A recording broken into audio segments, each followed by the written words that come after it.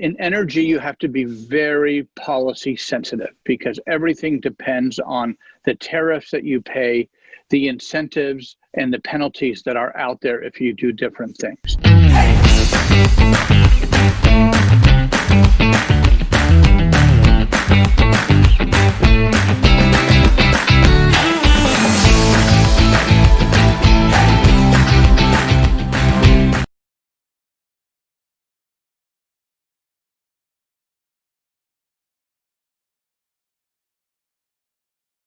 David Arfin, thank you so much for being on my show, 20 Minute Leaders. My pleasure. Good to be here. I can't wait Wherever for this. Here is. Yeah, well, first of all, where are you? Because this is not a virtual background. A lot of people have this as a virtual background, but you are actually there. I am right now staying in Potomac, Maryland, which is a suburb of DC. I was actually born in Potomac, Maryland, so it's quite no kidding. Yes. So we are very close to Great Falls Park, which is it's a national treasure, as are all of our national parks. Wonderful. Well, thank you so much for taking the time to do this. I think it makes a lot of sense that this is your background, given that you're an expert in renewable energy and working in fast-growing companies that are making a real difference in the world. Very quick background: Stanford MBA in the graduate school of business. Moving on, you held numerous executive positions, SolarCity, NineDot, so many others that I missed along the way, but I'd love to hear a little bit about you from your journey going into this space. Terrific. So I'd say the journey, I can't say, gee, when I was a business school student or an undergraduate, this is what I wanted to do in my life. Each thing is a response to the needs, opportunities, right. And creativity that I can bring to it. So I started life as professional life as a community organizer in the Jewish community in Los Angeles, working for the JCRC, which brought in some values that I care deeply about. I worked in Washington, D.C. as a Hill staffer and as an education lobbyist. Then I went to business school, got an entrepreneurial bug, started a few companies, and then ended up in 2006 seeing the Al Gore movie, Inconvenient Truth. And that was eye-opening, both from the issues around climate change, as well as kind of the business opportunities to create some interesting, sustainable businesses.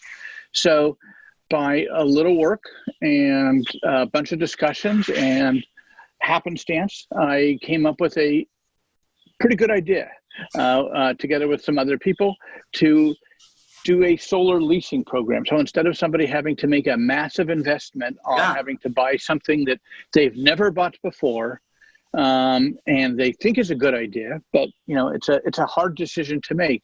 Instead, change the ownership model, work with some of the incentives that are out there, and create something new. And I did that, and I have been fortunate to be able to kind of take that idea and ones that spun off of it and spend the last 14 years working in energy with fantastic people. Unbelievable. And one of the things that have always intrigued me as a young entrepreneur, I'm thinking about solar, and I'm thinking about this transition of how do you get, even when the technology matures, how do you get people to buy into this, the average citizen? And I think a lot of it ties back to the way people manage their money and how they think about expenses and rewards. Because essentially the sell, if I understand it correctly, of let's say solar panels on the roof, the sell is you're going to pay a lot of money now, you're going to return the money slowly, and within a few years, they're going to reach a break-even point, and then you're going to start saving money. But it's a very different thing than, you're not saying, here, I'm going to give you cash. You're saying you're going to lose less, right? It's a different mindset. It's a different sound. Yeah. And a lot of risk, and a lot of what I think about is risk and reward. Right. And kind of behavioral economics. Yes. So if you basically take, we all have these little things here, right? Yep. These cell phones. And we know we are going to be subscribing to expensive services the rest of our lives. Yeah. And if somebody came up to us and said, gee, wouldn't it be nice if you just put up $30,000 and that's going to prepay the rest of your life of cell phones? You may say, that's a terrific idea.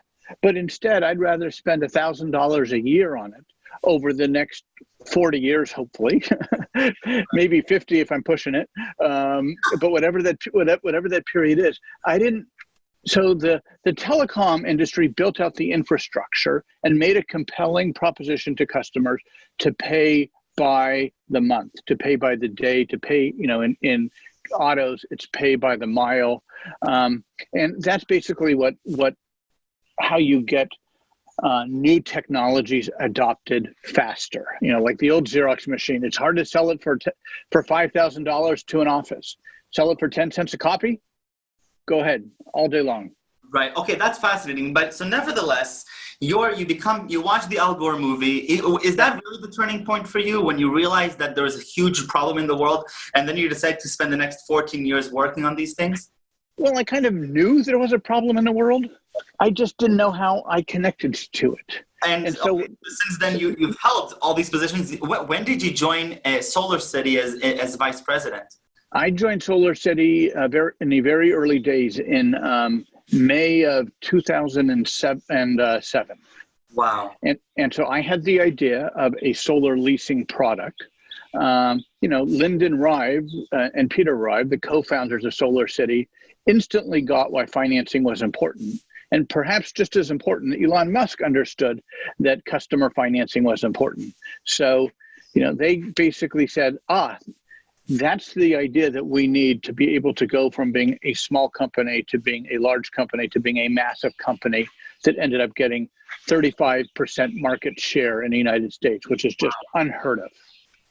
Unbelievable. So essentially, as part of SolarCity, talk to me a little bit about this journey, because you're really you have the privilege of being as a pioneer in this realm of transitioning a country, going solar and seeing this technology develop and seeing how customers interact with it. So, and you're actually working on strategy, right, within SolarCity. So how do you work on strategy in the context of renewable energy? Wow. Well, you start by understanding what the customers want and where markets are. In energy, you have to be very policy sensitive because everything depends on the tariffs that you pay, the incentives, and the penalties that are out there if you do different things. So you have to understand, and it's a very interdisciplinary area, which is why I like it. So, some of my time I get to be, what is strategy? It's a combination of economics, of consumer behavior, risk and psychology, finance, energy, hardware devices, and accounting, and policy. And I'm not an expert at any one of those things, but I have enough experience and kind of just see or observe things in the world where you can combine those. And if you do that, you can come up with some interesting solutions. And what I loved about SolarCity was they let me create this solution, encouraged me to create it, put their muscle behind it. It changed the organization, it changed the industry. And that was a commitment from leadership, and Lyndon Rive in particular, to understand that we needed to sell things differently. We needed to approach the consumer differently. And it was a really interdisciplinary approach, and it was a big risk. I thought it was obvious that it would work. And there were months and months that was hard to do. And in particular, when we started this, remember I said we joined in 2000, and I joined SolarCity right as they had started in 2007. That was right before the big crash of 2008. So to go to the Wall Street banks and to say, we'd like you to buy a portfolio of 5,000 rooftop solar systems during the midst of a housing crisis that we have never seen before. And the security on this is going to be a little less than you would get on a second mortgage. We had a lot of doors slammed in our face, but we had good people on our team and very good people on the Morgan Stanley team at the time. And we were able to get deals done, and that set a trajectory for me, for the business, and for the industry. Unbelievable. And through SolarCity, did you ever cross paths also with Elon and get to hear a little bit about his perspective and how he sees the industry? I did. And Elon is a very bright guy, much more introverted than kind of his public persona on Twitter, et cetera. I was just about to say. Yeah. He's really an engineer.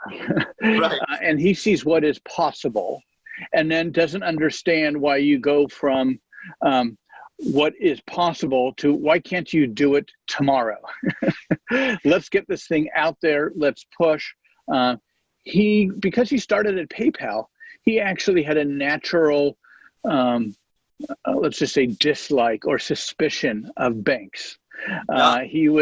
He said, basically, you're going to go to banks, you're going to explain this idea, you're going to explain to them how they can make a lot of money, and they're not going to know what to do with this, or they're going to try to steal your idea.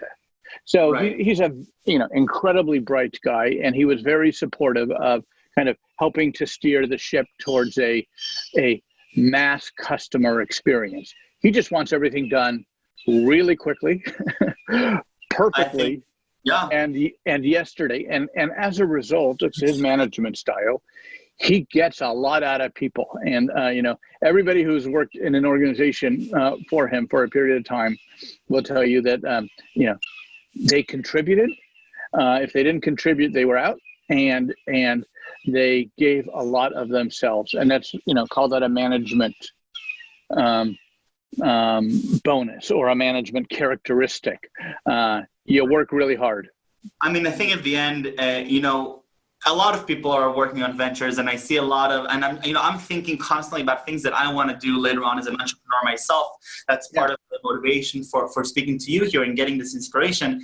At the end, when you're talking about changing the world and actually changing the world, not writing that on a slide deck and saying, I'm going to revolutionize X, Y, Z, but actually going and doing it. I think that at the end, you can forgive a little bit of and obviously I didn't experience this myself, but you can forgive a little bit of hard work and a little bit of pushing and the results are showing. But David, I'm talking to you now as a young entrepreneur. I'm going to go on my own path. I'm going to have to make some difficult decisions on what I work on, how I work on it, and with who. And I'd love to get, a little bit of insight into this world of renewable energy, which you're an expert on by now. What are some of the things that are happening around the world in this industry that I should be aware of? Because honestly, it's not the sexiest thing in the hallways of Stanford right now, and probably not in a lot of places in the world. So let's talk about renewable energy. Right. So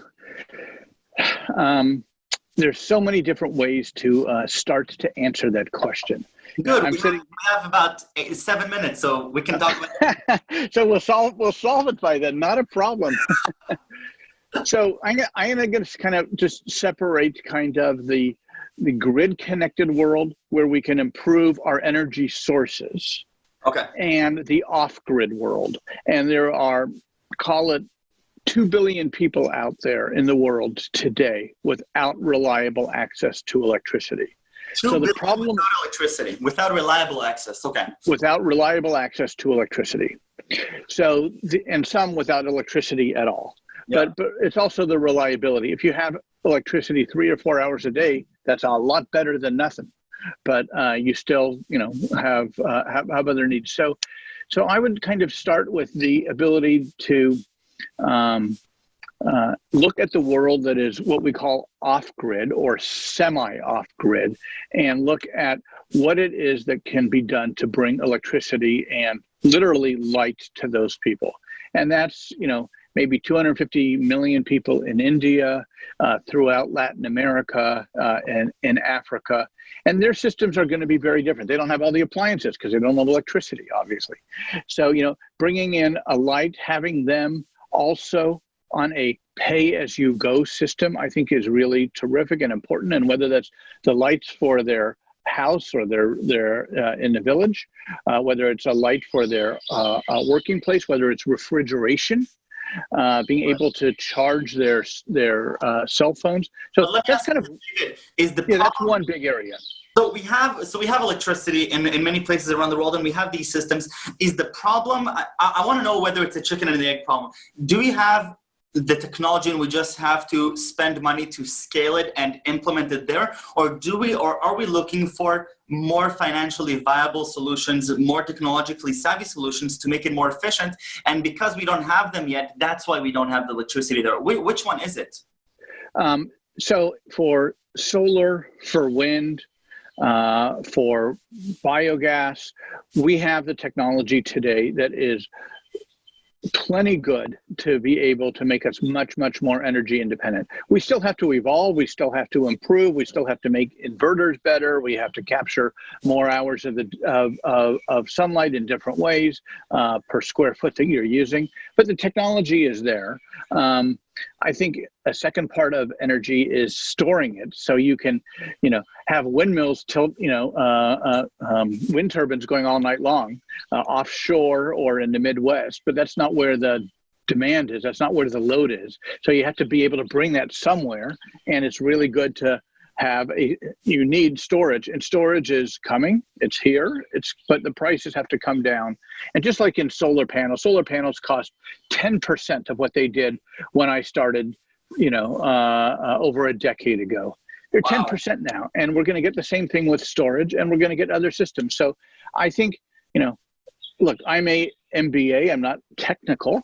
I wish I could develop the next generation of solar panel or a chemical reaction that brings more energy better, faster. That's not me. That's a lot of smart people using AI or other ways to invent the technologies and improve the technologies. I look at the world from how do you get people to adopt? What's the business model that you can look at that says I can get on the one hand, the end user to adopt, and on the other hand, somebody to underwrite the risk of that technology will work and that person will pay for it. No, but David, still, why are there 2 billion people without electricity? If we have solar, wind, water, we have all these possibilities. Why aren't we just spending the billions necessary? And we are spending them on different things, but why are we not spending them on providing electricity? What are we waiting for? Is this a policy issue? A governmental bureaucracy issue? Is this a technology issue? I say it is 90% government bureaucracy, policy, not sending the grid into areas that need the grid. And if you go to these remote areas that have democracies, for example, you will often hear, yes, the power grid is coming, vote for me, I will get power to you, I will get electricity to you. Wow. And every few years when the election comes up, the same types of promises are made. But then there's not the follow through. There's a technical challenge, which is you have to run wires and you have to build infrastructure. And countries can do that, and states or provinces can do that. But it requires a level of discipline and working through things. It's incredibly slow. I mean, if you look at America, we didn't have much electricity 100 years ago. We built up the greatest grid in the world, and that was done largely because of policies and government support. And I'm not saying that we're in the same place in these rural areas, but there's so much more that could be done. And I think business model evolution is a part of what that is. Right. So. Makes a lot of sense. David, you, after so many years in this industry, what are you excited about today? Tomorrow morning, what are you going to be working on that really excites you? New business models that basically take policies, economics, incentives, customer behavioral things. We're working on some really interesting things in New York City now. Community energy and NineDot energy is leading the way, and hopefully, come September, we will bring on a 7.5 megawatt system, which will bring 60 million kilowatt hours a year onto the grid for the next 25 years. And our users will be all over New York City, and it's going to support the grid in unique ways. So I'm excited about, and I'm also excited about more solar, more electric vehicles, mopeds, electric mopeds like the Revel system, which is just amazing. Okay. I love scooters and docking stations like the one Swift Mile makes. Yeah. It's just there's so much cool stuff out there, and in this COVID area, we kind of see a lot of there's a lot of problems, and life is going to change. And one of the things might change is how we use our vehicles, and what types of vehicles we use, and what streets are like, and how much of our land we end up using to park cars and to move cars, as opposed to. One of the most difficult things, and I'm looking at television, I'm riding here my bike in Palo Alto, and it's beautiful. There's a bike lane everywhere. It's so wide and wonderful. I go to Tel Aviv Yafo, and we have hundreds of scooters waiting to be ridden. And I'm scared to death. I want to ride a scooter. I want to ride my bike in Tel Aviv, but I can't. But I do want to ask though, so, we're both a part of J Ventures, and so we're looking at a bunch of early stage companies. Are we seeing an increase in companies that are dealing with these problems, or is there a shortage of good talent that is trying to work with electricity, with mobility, within renewable energy? There's a lot of talent coming in. There's a lot of talent in the field. The key thing and the signals are going to be how will investors look at these opportunities. Right. And I think, we have seen a lot of excitement on vehicles, on Revel, which I mentioned. The scooter craze, when happened, it was a bubble from a valuation side, but it also proved the point, and then created the opportunities for things like these docking stations, or for a recharging economy. Sure. So, there will be electric vehicle, not just electric vehicles, autonomous vehicles, cars that we could think of, truck lines that go around on various routes, and that can draft behind each other in very short separation and save on fuel costs. Sure. From a water, it's not just electricity. It's also on the water side and other resources that actually consume a ton of electricity. But there's opportunities. Hopefully, the venture crowd and the venture world and they have a lot of mind think in the venture world, that they follow each other. And when the word gets out that clean tech is great, like it was in the late aughts, then there was a lot of investment, and then all of a sudden the word got out, it's tough. We don't know enough. So I think that's going to happen. What I'm really excited about now is kind of the combination of very large commitments by companies to lower their carbon footprint, and things that would have taken 4 years to get through committees and processes to do a power purchase agreement for a solar farm or whatever.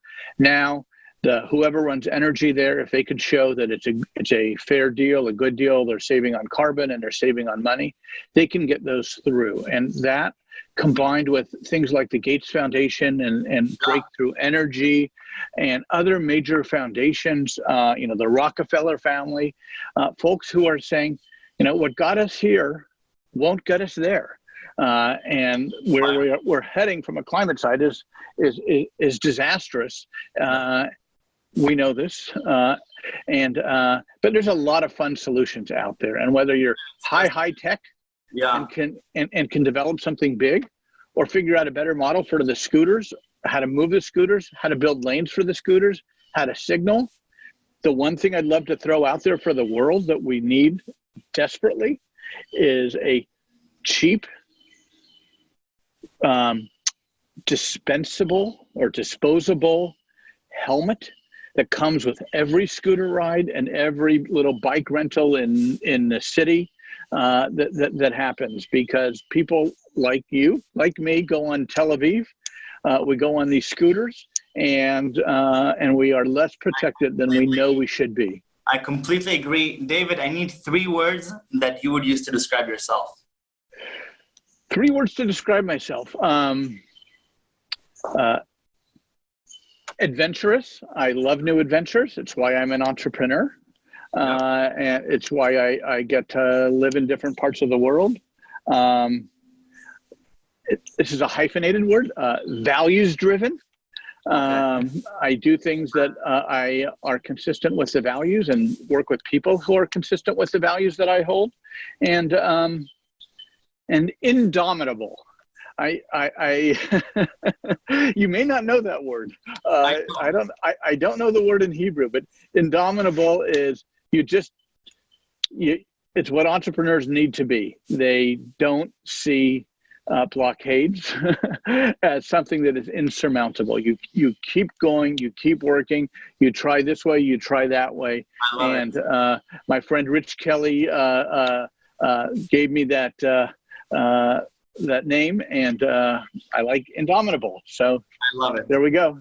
I love it. David, thank you very much. Toda rabba. Thank you for the inspiration. Thank you for Toda rabba, Michael. This is a pleasure. Ala kefak. Toda rabba. Yeah. Bye-bye. Bye-bye.